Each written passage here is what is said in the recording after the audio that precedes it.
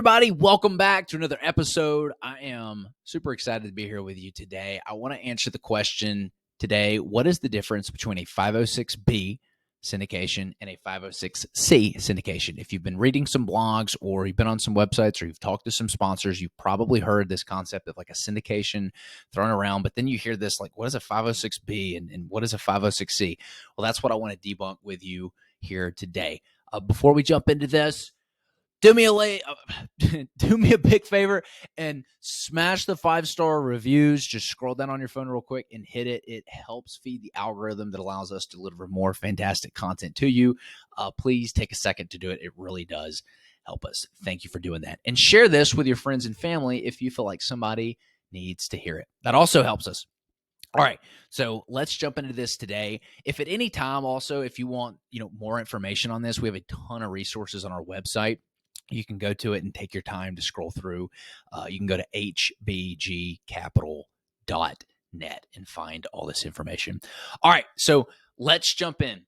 506B and 506C syndication. So the SEC has created rules and guidelines to protect the consumer from investments. So in the past, before the SEC was created, there were scams. People were basically advertising investments and basically robbing, people who didn't have the financial wherewithal to know what they were getting into. And so the Securities and Exchange Commission was born to help kind of regulate this industry of people who are raising money for deals and deploying these deals to basically prevent more Bernie Madoffs in the world from doing Ponzi schemes and running off with everybody's capital.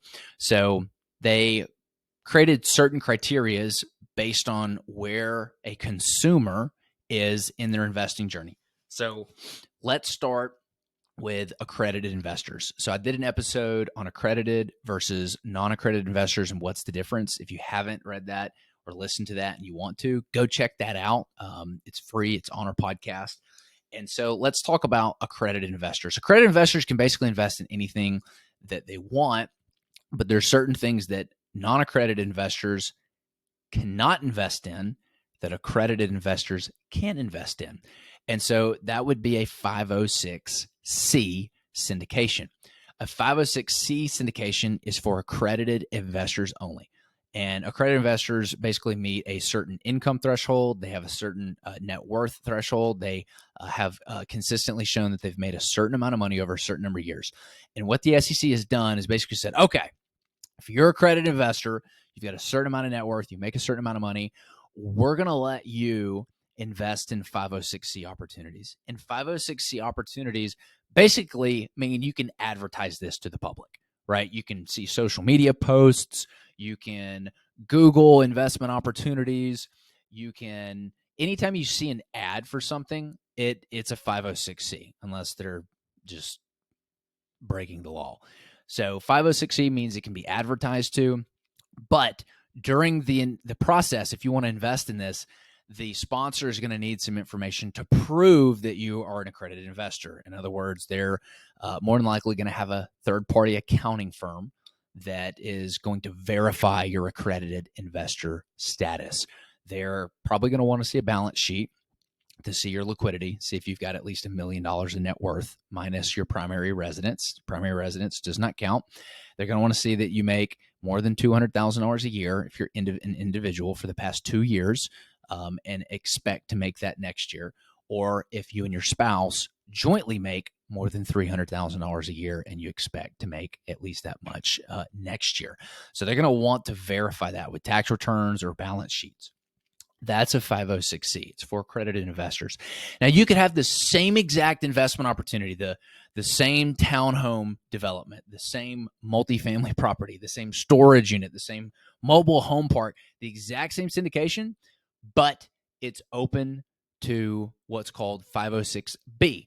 And if you're an accredited investor, you can invest in a 506B, but the difference with 506B is it's open to unaccredited investors who are also sophisticated in their investing knowledge. This is not their first go around. They have some level of investment experience.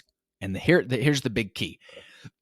In order to invest in a 506B syndication, you have to have a pre-existing relationship with that sponsor or operator with the general partners. And again, I'm not giving any legal advice. I'm not a law firm. I'm an accounting firm. So always go and get your own advice from a licensed professional if this is something that you're thinking about doing. But this is just for information purposes only, to give you a high level overview of what this is. So you cannot invest. So I could go to a 506B syndication. I can't let somebody I just met invest in a 506B syndication. I can't let my mom or my dad or my friends or, people I've met this year that I've been to multiple lunches with. I've got to have some kind of pre-existing relationship there, and I have to understand or verify that they are sophisticated. So if it's like my little brother who knows nothing about investing whatsoever, I have a pre-existing relationship with him, but I cannot let him invest in that because he is not a sophisticated investor. That is the big difference. So there has to be a level of financial sophistication there for them to invest. And 506B cannot be advertised. So you cannot advertise 506B. If you see an ad out and it's 506B, they're probably not following what they should be following. They cannot advertise that opportunity. And with syndications, you cannot guarantee any kind of returns. I tell every investor who invests with us, if they ask, what's your guarantee, is I say the only guarantee I can give you is that I can figure out a way to lose all your money. And if you're not comfortable with that, you do not need to invest, because all investments have inherent risk, including loss of capital. And that is very important to know. Never invest anything that you're not prepared to lose. Luckily, we're in a great market. We've got great operations. We've never lost investors' money. But that is just the truth of the matter. So investing is risky. Do know that. Whether you're an accredited investor or whether you're a non-accredited investor, all investments do carry some kind of inherent risk. So make sure you do your homework on the operator. Make sure you do your homework on the asset itself. I did another podcast episode talking about how to vet investments, like how to go through the process of vetting an operator and go through the process of vetting a deal and not spending a whole ton of time doing it. So if you get a chance, check out that podcast episode. If you're interested in learning more about creating passive income from recession-resistant real estate, go to our website, hbgcapital.net. We've got a ton of free resources on there.